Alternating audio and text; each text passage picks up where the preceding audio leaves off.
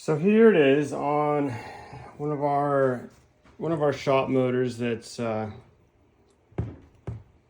rebuilt. It's like a new block and CNC ported head, and just got freshened up. So assembled this thing with the new system on here, just for like presentation for where everything goes. What this is,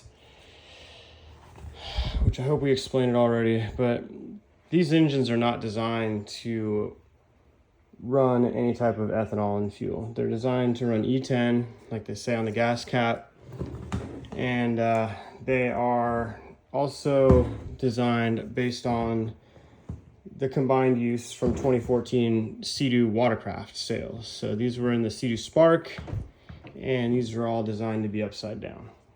The watercraft flips over. They don't want oil coming out of it, out of the crankcase breather.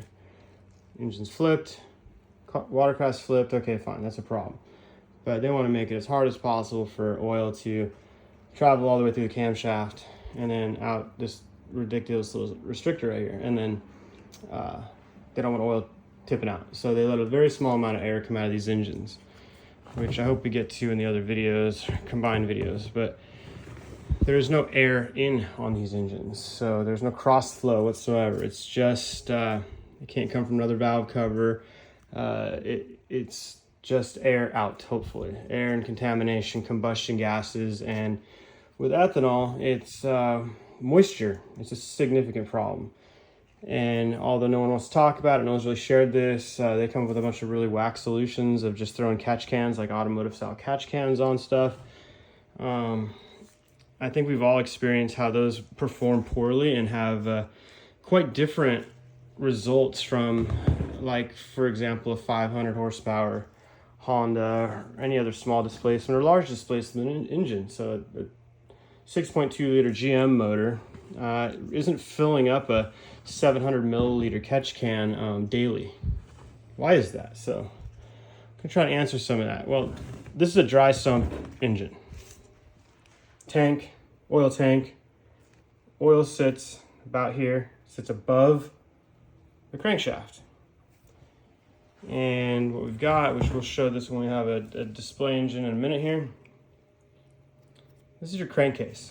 It's this cylinder. It's dry. There's an oil sump down here where oil gets to be presented to, like, for example, oil return from the turbo. Turbo sits up here, oil return to the turbo. So there's no pressure. Definitely shouldn't be any pressure there.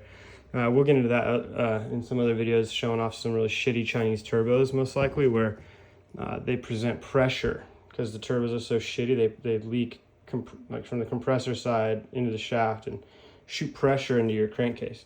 You're gonna have to do your own research, Google it or whatever, but for the last 70, 60 years or so, automotive industry, any engine has been doing their best to evacuate crankcase pressure. There's been all sorts of super basic, I wouldn't even call it technology, just methods to handle that.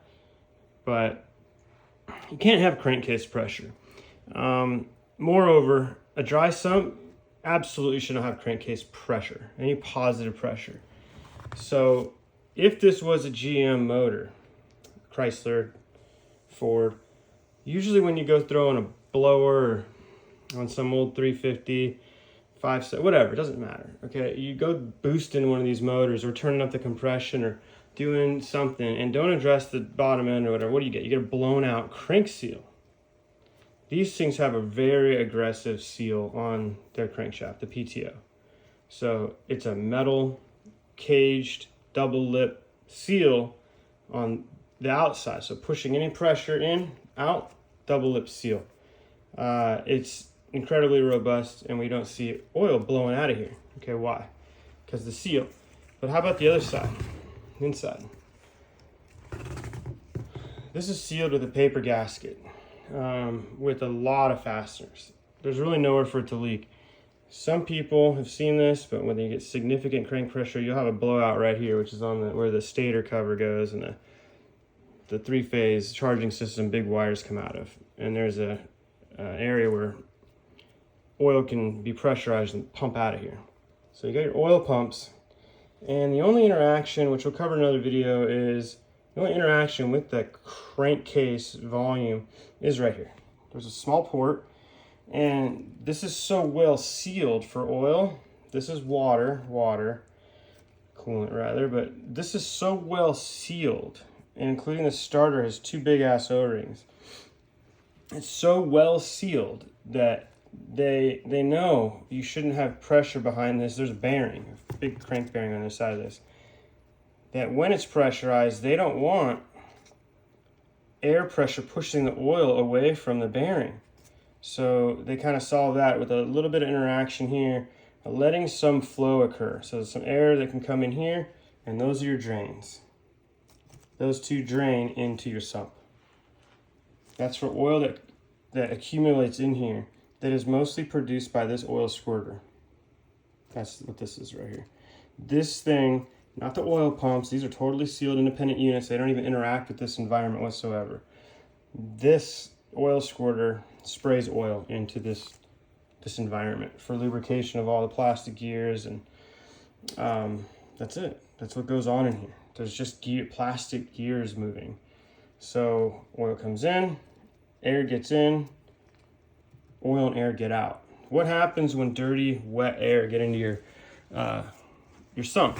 Well, on this motor, on these design, the way this is manufactured and thought through, it all gets sucked up, and it's not going to show really well in this video, but it all goes in the sump. There's the two rotor pump, the high volume sump pump, sucks the oil and blends up all your water, which is, we'll get to later, how much water is in these things, and then sends it back to your tank. And then you have a tank with milky oil that's been pumped into it, sucked up from the sump pan, and then presented to be re-ingested, re-sucked in, and pumped, sprayed to all your high pressure systems, your turbo, and your valve train. All get this milky oil, and it gets aerated from the twin rotor pump.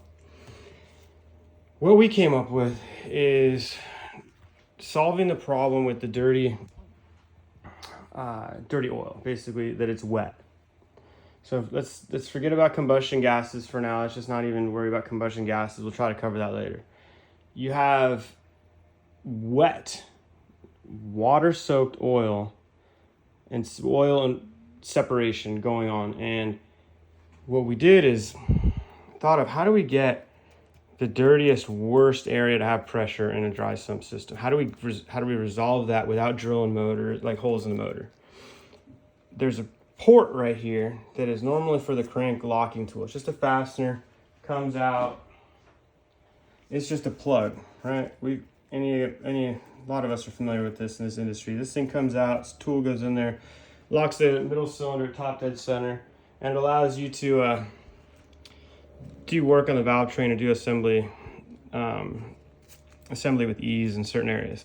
So what we did is we accessed that with a proper fitting that we're actually making.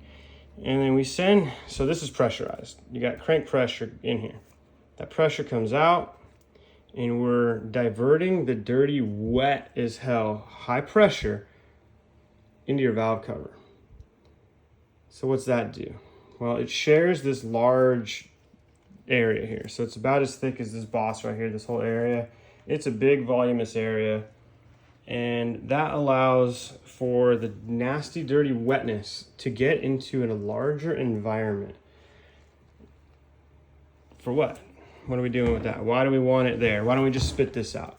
Okay, because it's got oil in it. It's gonna spray oil. There's a crank web spinning in there, and this does produce oil. So we solved that by can't have a catch can, it's not catching it. We need to collect it and keep it in the engine. We don't want to have oil coming out of our catch cans, like what's going on, oil and water puking out. So we put it back in, and we give it the very hot cylinder head temp environment to get rid of the water by evaporating it off. But what about our oil tank? We already said that we're telling you that this is milky. It's always milky if you're running ethanol. If you're running E85 tunes, it's milky in here. I don't care whose tuning it is. I don't care what injectors, it's milky. Look, pop your valve cover off and look. Run the car for 5-6 minutes, do the effort to get everything apart and get to your valve cover, pop it over, it's gonna be full of milky oil or just water droplets sitting there. That's at idle. That's that idle cylinder leak and cylinder pressures. So what we did is we created our own dipstick here with a barb on it that allows the pressure that's getting into the oil tank along with the very wet oil to rise like steam and water, heat, and enter the valve cover. Inside here, we've got a very nice, very clean, very intricate baffle system that allows for the combination of all this extra water and pressure, like steam, to exit the valve cover, exit your engine through a very large 3/4 inch inner diameter hole. And we let it breathe to the atmosphere. That's the goal. And that has been the goal with crankcase evacuation from the beginning of pretty much the combustion engine. It's allowing your crankcase to have access to atmosphere and not have pressure, not have restriction. And in this instance, we don't want oil getting out. We don't want oil, dirt, and stuff getting in. It's an off-road engine, or this is going to go in a watercraft and like a racing ski that has the spark motor in it. Okay, we want that pressure out. So we like to aim this up because on a Can-Am we get to rise this and port this off. But additionally, we made this so that even if you're not running ethanol, which we'll try to cover that in some other videos, but this is a real nice carbon one we put up. It's actually a pre-production kind of mock-up, so quality is not what we're doing. But for reference, this is the OEM location. So your OEM crank vent, which everybody's been hooking up all these goofy catch cans. It just plugs in here, right? But we're going to get to this. We're going to see how restricted this is and how none of that could ever work, which it hasn't worked. And it's something that on a big power motor, something that you're doing 300 horsepower, big turbo, where you got 1300 cc injectors, or even 1000 cc injectors on a stock turbo, you got to let the ethanol out. You got to let the water out. So we reconfigured the restrictive situation going on in stock valve cover and still retain the factory location so that you can have the moisture exit and it not be puking oil out. So you actually really don't even need a catch can. This just needs to come and dump. Just come out, make a little rise and dump off, and it's just going to dump water out. And we're going to show that off on some dyno videos and with the cars running, street running at huge horsepower. And how much water comes out of these is what we want to draw attention to. How much water comes out of here? How much water comes out of here? And where it's actually coming from. It's coming from your crankcase. We're trying to divert it from interacting with your oil and making the oil degrade and be contaminated with water and combustion gases. We want your oil to be able to evaporate off the water at idle. And so this is horsepower, boost, and this is idle.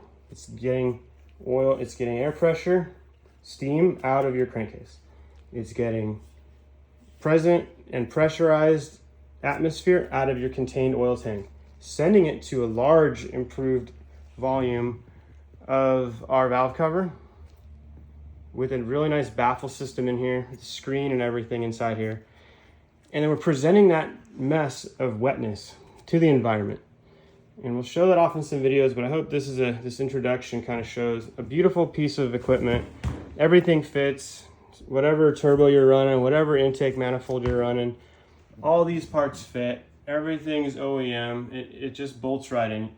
You got to remove a couple things that are inside here, which is easy, but we're looking at like an hour and a half install that anybody can do at home on this. And it's going to save your engine.